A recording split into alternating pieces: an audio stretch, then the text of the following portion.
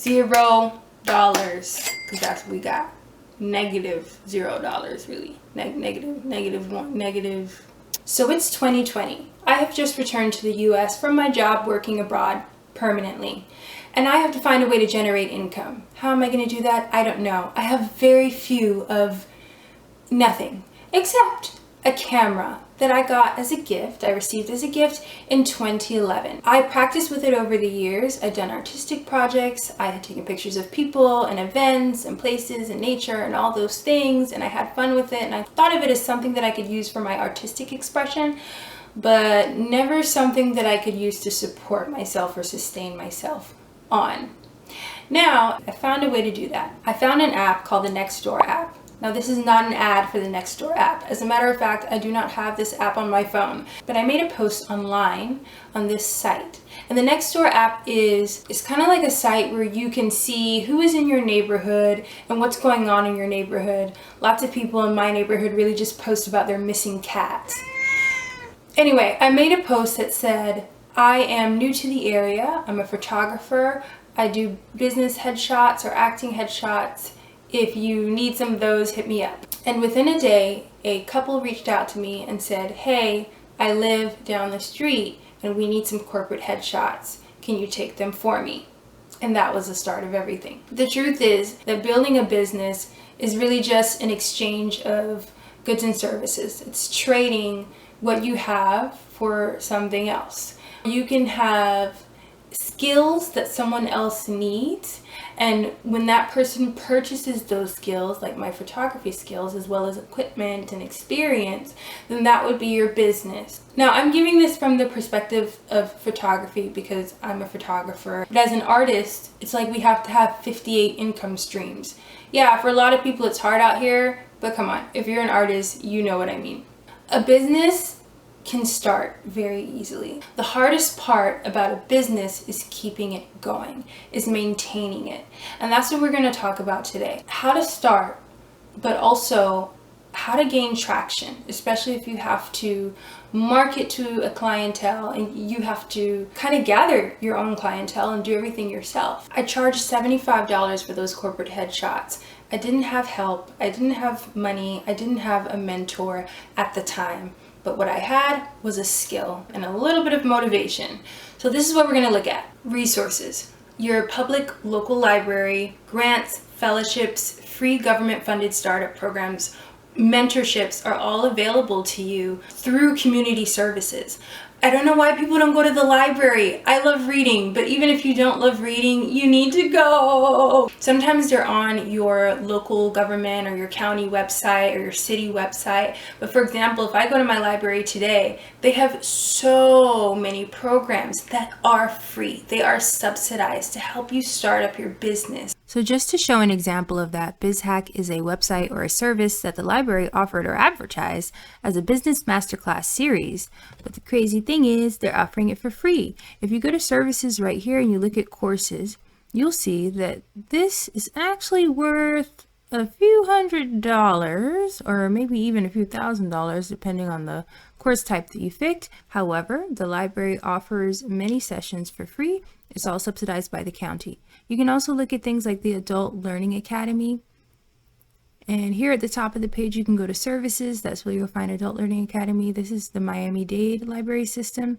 And if you go down, you can see they offer beginning language courses and even a financial literacy course. I mentioned the language courses on my other video.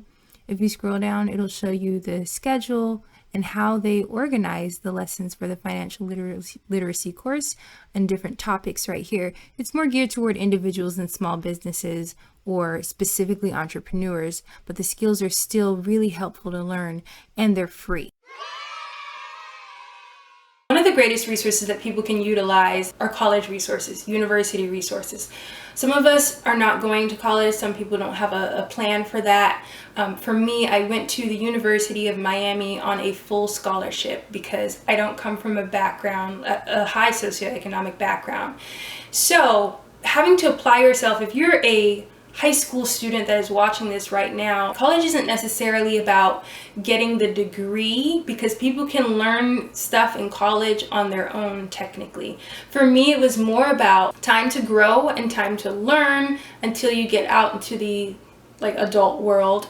And it was also about connections and networking. Most of my connections that I have right now are from university. You meet other people who are in the same field that you are, who want the same things that you do and want you to succeed.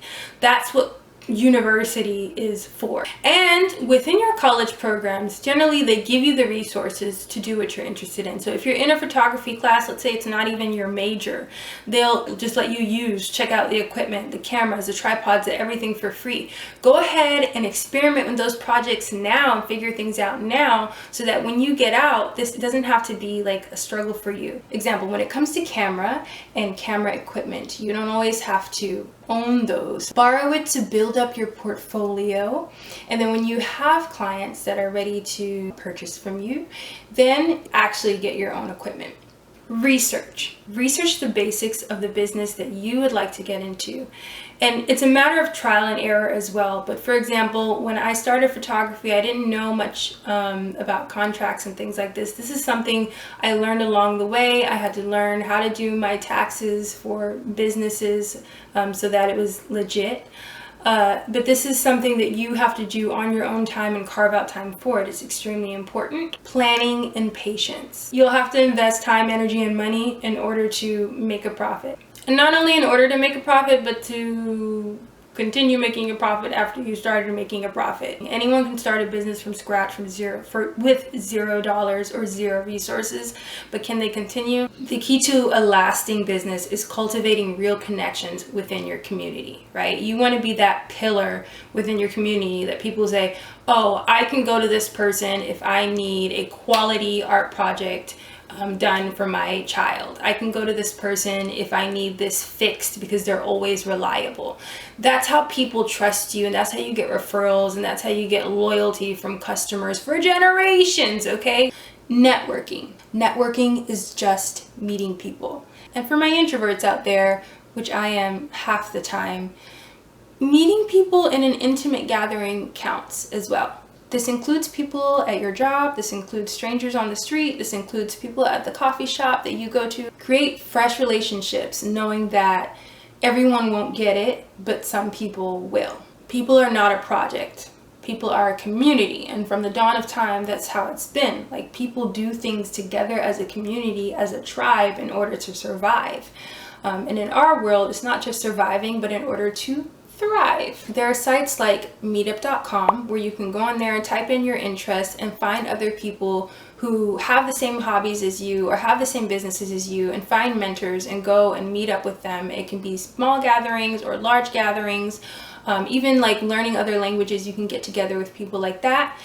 I just typed in events in Miami, Florida, or I put in my zip code on Google, and up came all of these events that were close to me, and many of those were networking events. If you live near a business district, you're always going to have something like that, and some of them are free, some of them are for a small cost. But for me, that small cost, it might be a little bit of a sacrifice. For $20, for some people that's not a lot.